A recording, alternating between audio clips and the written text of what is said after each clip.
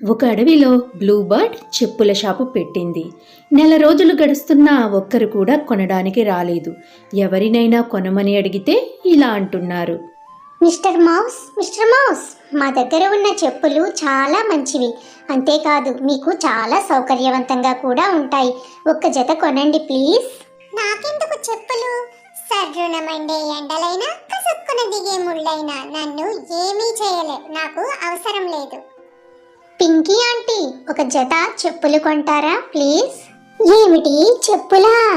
చెప్పులు లేకుండానే పెరిగాం, చెప్పులు లేకుండానే పుట్టాం, అలాగే చెప్పులు లేకుండానే చేస్తాం. పైగా డబ్బులు ఎందుకు దండగా? మాకేం అవసరం లేదు.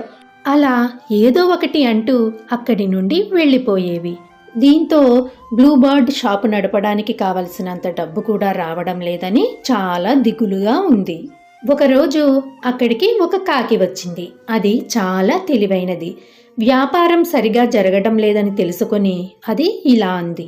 ఇదిగో బ్లూబర్డ్, నువ్వు గనక నాకు 1000 రూపాయలు ఇచ్చావంటే పక్క వాళ్ళ చేతిలో 10 రూపాయలు పెట్టి 100 రూపాయలు నీ జేబులో వేసుకుని మంచి ఐడియా ఒకటి నీకు చెప్తాను. అందుకు బ్లూబర్డ్ ఒప్పుకుంది. తనను దగ్గరికి రమ్మని చెవిలో ఏం చేయాలో వివరంగా చెప్పింది ఆ కాకి. తరువాతి రోజు ఆ బ్లూబర్డ్ ఇంటింటికి వెళ్ళి ఇలా అంది. మా చెప్పుల యొక్క గొప్పదనం తెలియడానికి మా కంపెనీ వారు అడవిలో అందరికీ ఉచితంగా చెప్పులు ఇస్తున్నారు. తీసుకోండి, వీటిని వేసుకోండి అంటూ అందరికీ పంచసాగింది. ఉచితంగా వస్తున్నాయి కదా అని అనుకుంటూ అందరూ వాటిని తీసుకున్నారు. నెమ్మదిగా చెప్పులు వేసుకుని తిరగడం మొదలుపెట్టారు. ఈ చెప్పులు భలే ఉన్నాయి కదండి, ఎండలో తిరిగినా కాళ్ళు కాలడం లేదస్సలు.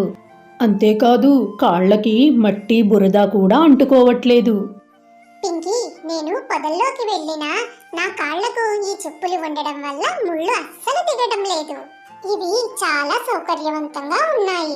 6 నెలలు గడిచేసరికి వాటి కాళ్ళు మెత్తగా తయారయ్యాయి. చెప్పులు లేకుండా బయటికి వస్తే చాలు, సర్రున మండే ఎండకు కాళ్ళు బొబ్బలెక్కడం ప్రారంభించాయి. అడవిలో చిన్న చిన్న రాళ్ళు ముళ్ళు గుచ్చుకొని కాళ్ళు మంటలెక్కడం ప్రారంభించాయి. అమ్మో, చెప్పులు లేకుండా అస్సలు బయటికి రాకూడదు సుమా. అలా అవి చెప్పులకు బాగా అలవాటు పడ్డాయి. మరో 3 నెలలు గడిచేసరికి ఒక్కోదానికి చెప్పులు అరిగిపోవడం, గూడలు తెగిపోవడం మొదలయ్యాయి. అప్పటికే చెప్పులకు అలవాటు పడ్డ ఆ అడవిలోని పక్షులు జంతువులు అన్నీ ఒక్కొక్కటిగా బ్లూబర్డ్ షాపుకు రావడం ప్రారంభించాయి. నెమ్మదిగా వ్యాపారం పెరగసాగింది. ఇదే అదనుగా బ్లూబర్డ్ 2 ధరకు అమ్మడం మొదలుపెట్టింది. అప్పటికే చెప్పులకు అలవాటు పడి ఉన్నాయి కదా, ఎంత ధర అయినా సరే మాట్లాడకుండా ఇవ్వడం మొదలుపెట్టాయి. దాంతో బ్లూబర్డ్ సంతోషంతో కాకి దగ్గరకు వెళ్ళి ఒక జత చెప్పులు బహుమతిగా ఇచ్చి ఇలా అంది. గురువా, నువ్వు చెప్పింది నిజమే. గింజలు చూపించకుండా పిట్టను పట్టలేం. నీ దయ వల్ల నా వ్యాపారం 3 పువ్వులు 6 కాయలుగా సాగుతుంది.